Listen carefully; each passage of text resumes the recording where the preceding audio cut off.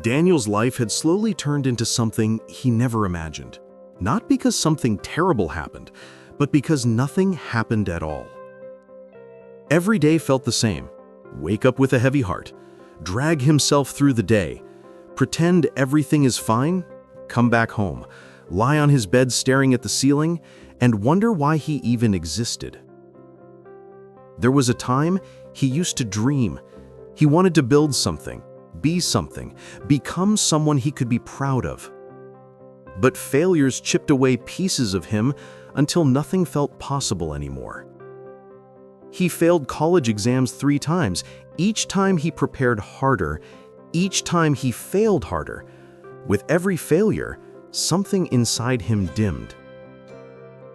His friends moved on. Some got married, some moved to new cities, some posted pictures online, traveling, smiling, celebrating. Every picture felt like a reminder of everything Daniel was not. He lived in a tiny room with peeling paint, a broken chair, and a bed that creaked louder than his confidence. There were nights he couldn't sleep, not because he wasn't tired, but because he was scared of waking up to the same life again.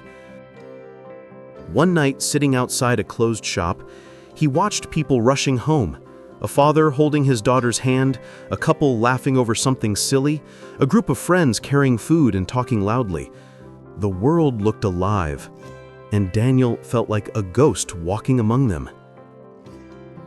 He whispered to himself, "Why can't my life change?"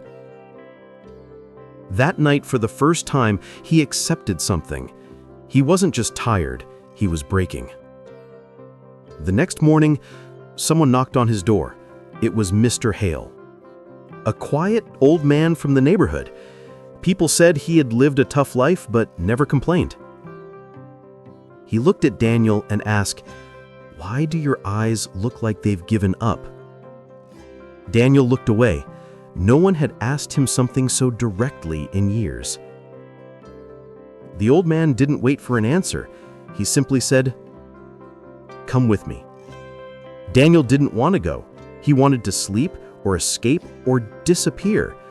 But something in the old man's voice felt steady, grounding, like someone holding your hand right before you fall. He followed him. They walked through narrow streets, past old shops, through a pathway Daniel had never noticed before. Finally, they reached a hill, a long, steep, unforgiving climb. Daniel frowned. "Why are we here?" The old man pointed to the top. "You're going to climb this." Daniel almost laughed. "Why? What's the point?" The old man said calmly, "Your problem isn't that you failed. Your problem is you stopped trying." He began climbing. Daniel watched him, a man in his 70s climbing without hesitation, and something inside him refused to walk away.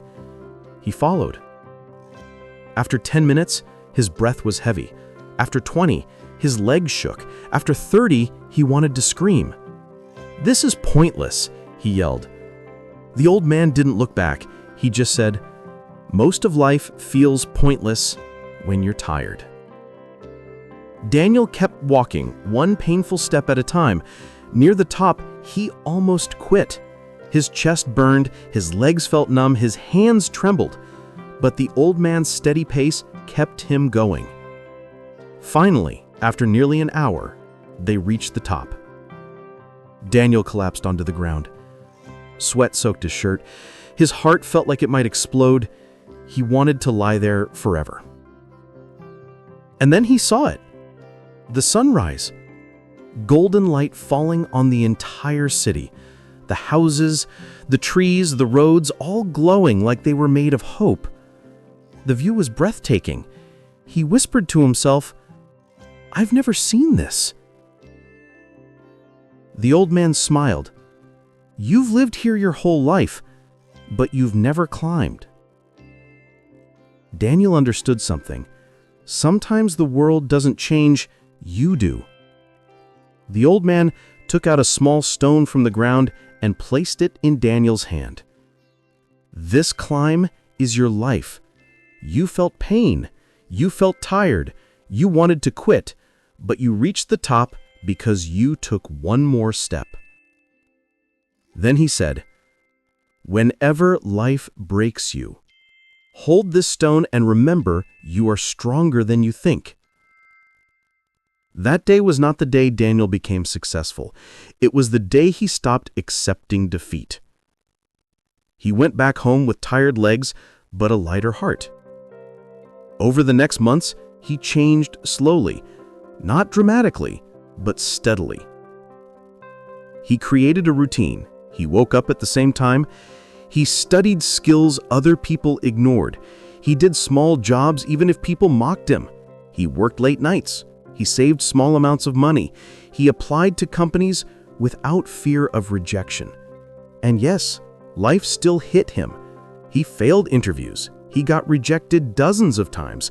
Some days he cried silently. Some nights he doubted everything. But each time he felt defeated, he held the small stone and remembered the climb. One more step. Just one more step. Years passed. Daniel grew in patience, discipline, and skills. One day, he received a job offer for a project everyone had refused. Too complicated, too much responsibility, too much work. Daniel remembered the hill, the climb, the pain, the sunrise. He accepted. That project changed his entire life. People noticed his dedication, his discipline, his persistence. He rose from the person everyone ignored to someone people relied on. Time passed. Daniel grew in his career, became financially stable, and more importantly, he found purpose. One morning, he received news that Mr. Hale had passed away. Daniel went to the hill one last time. Not struggling this time, not tired this time, but grateful. He climbed to the top and placed the old stone on the ground. Tears filled his eyes. He whispered, "You didn't teach me how to climb a hill. You taught me how to climb life." As the sun rose, he realized everyone in life climbs the hill. Some stop halfway, some turn back, some wait for someone to carry them. But the ones who win, the ones who survive, the ones who rise,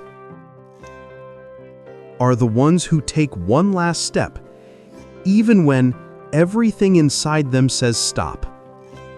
And that step, that final painful step, changes everything.